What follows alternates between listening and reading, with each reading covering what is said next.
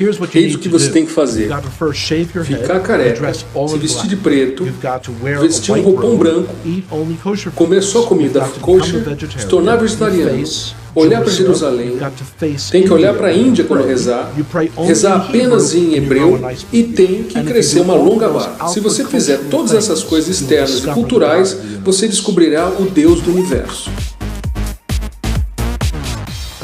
E eu penso, isso é loucura, cara.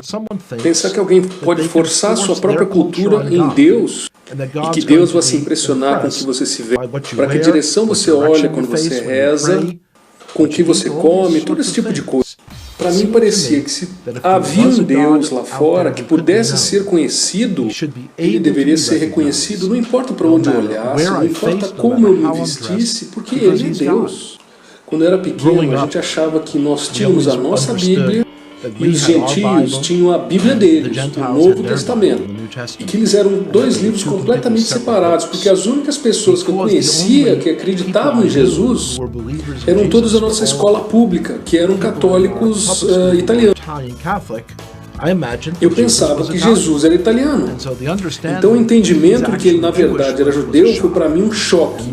Aí então eu vi que o Novo Testamento foi escrito por judeus, eu não podia acreditar. A minha expectativa era que o Novo Testamento era como meus avós haviam me dito, que era um livro sobre como perseguir os judeus, que era algo que devíamos ficar longe. E claro que quando alguém te diz que você deve ficar longe de algo, a curiosidade acaba vencendo, você tem que ver o que é. Quando eu abri o Novo Testamento, eu esperava encontrar um manual de como perseguir os judeus. Era algo que devíamos ficar longe. Meus avós haviam me dito que foi escrito por pessoas que matavam judeus. Era isso que eu estava esperando encontrar. E quando eu abria a Bíblia, o que eu li era uma história escrita por judeus sobre pessoas judaicas.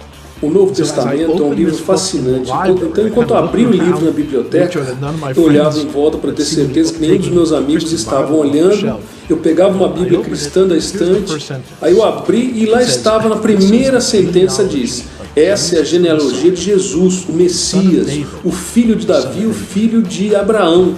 Então 3 pessoas eram mencionadas e todos são judeus. Fiquei chocado. Enquanto eu continuava a ler, eu estava lendo a história de um judeu que nasceu em uma vila judaica, em uma terra de judeus, e que um belo dia entra uma sinagoga e anuncia que ele é o Messias.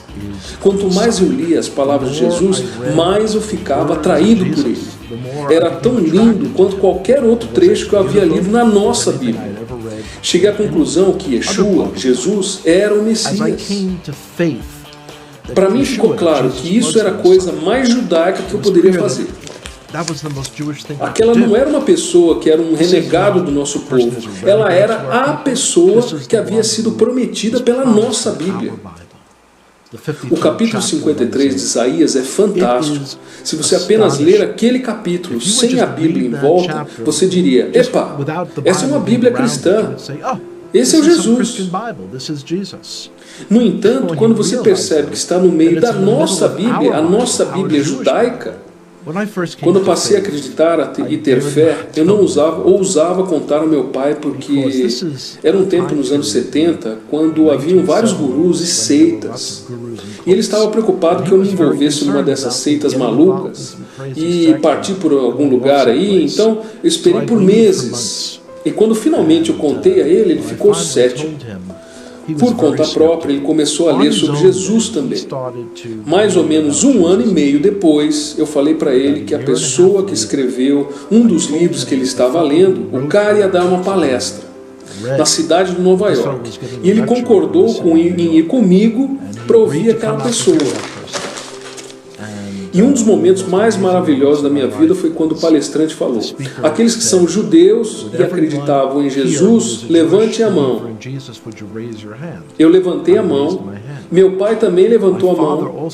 Aí eu olhei para ele e disse: pai, ele não diz para todos os judeus levantarem a mão, ele disse aqueles judeus que acreditam em Jesus, levantem a mão. E meu pai olhou para mim e disse: sim, Eu vi bem o que ele disse.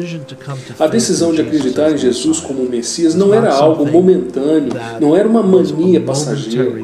E eu podia ver mudanças em mim mesmo que eu sabia que não partiam de mim mesmo. Era como se eu tivesse descoberto uma verdade para nosso povo judeu que era muito poderosa. To a truth for our Jewish people that was very powerful.